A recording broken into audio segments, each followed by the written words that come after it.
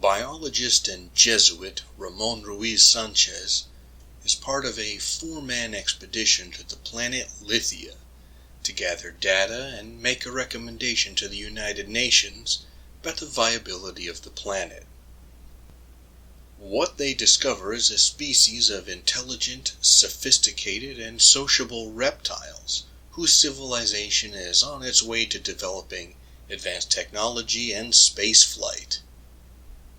When one of the scientific team members becomes ill, Ruiz Sanchez makes personal contact with the Lithians, being invited into one of their homes and witnessing their technology in action.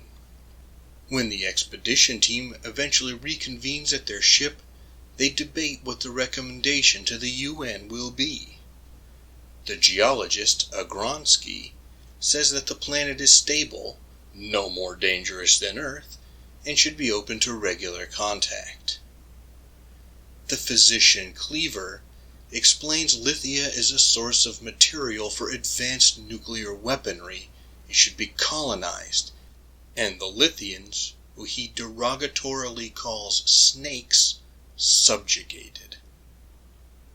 Another team member, the chemist Michaelis, is appalled, pointing out that the Lithians are entirely peaceable, rational, and have no crime or violent conflict of any sort.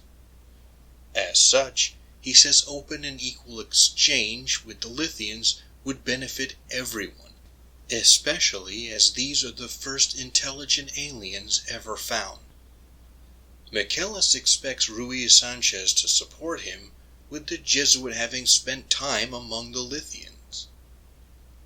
To everyone's surprise, Ruiz Sanchez says he will recommend planetary quarantine, having concluded that Lithia is a false Eden, and the Lithians, because of their affability and nonviolence, are in fact creations of the devil, meant to draw humanity away from God and toward a false life of cold rationalism with a purely materialist understanding of the universe.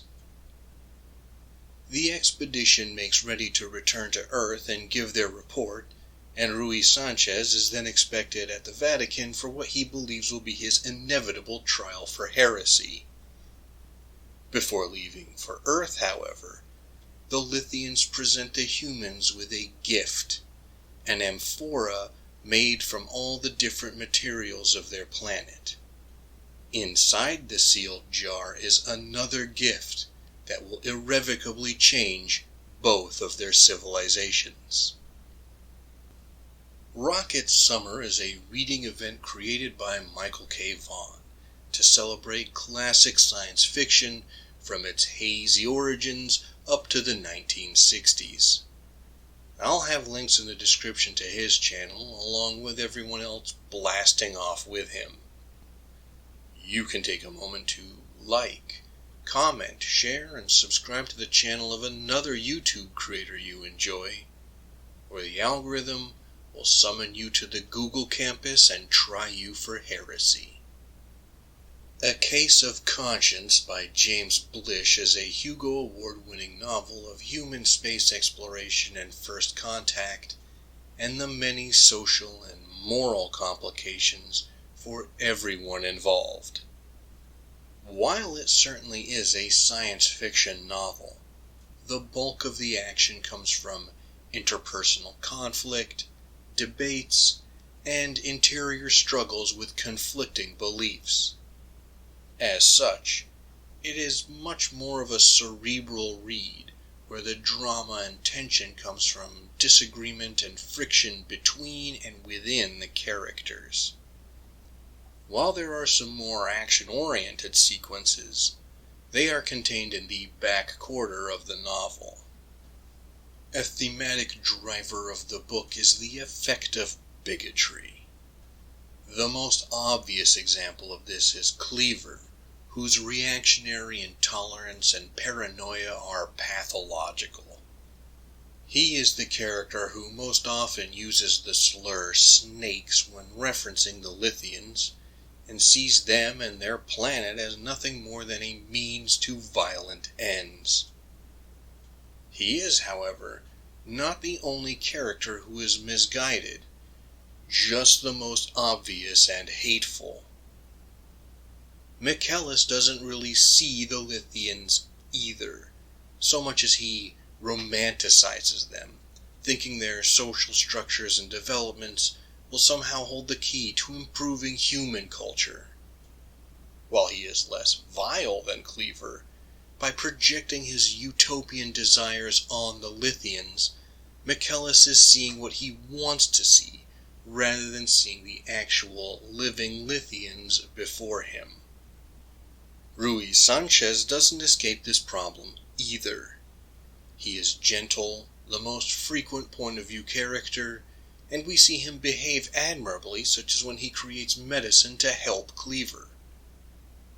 All of this makes us favorable toward him, only to have the rug pulled from under us when he calmly asserts that the Lithians, with whom he has interacted and expressed his admiration, are servants of Satan.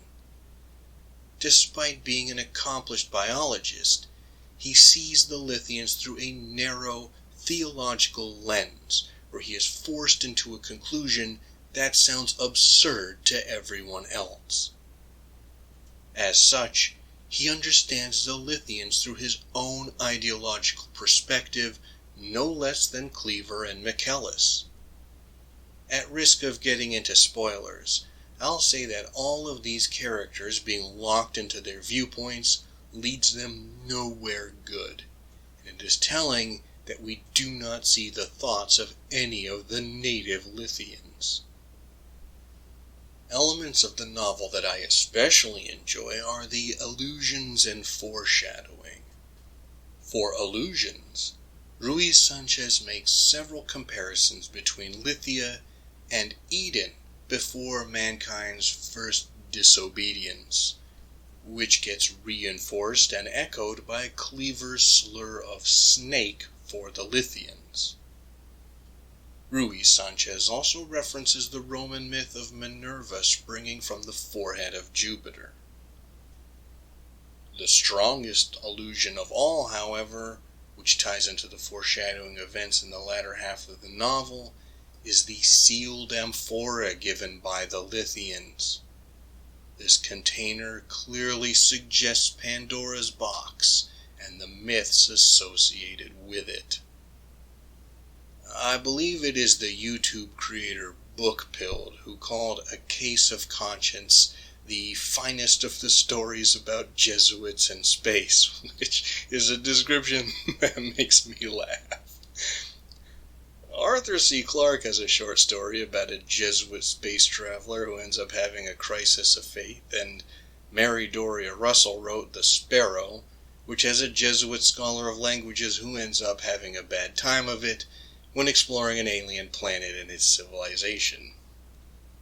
I think A Case of Conscience also has some strange similarities to Clarke's Childhood's End, but I think this novel by Blish is generally better than all of these other titles that I just mentioned. But what do you, the audience at home, think? Are you familiar with A Case of Conscience or other science fiction by James Blish? Do you think it holds up as a Hugo Award winner despite being written in the 1950s? What else are you reading for Rocket Summer? Feel free to share your thoughts in the comments. Thank you for taking the time to listen to my peculiar notions. If you appreciate this channel and want to support it, you know what to do. Until next time, read some good science fiction. Live and be well.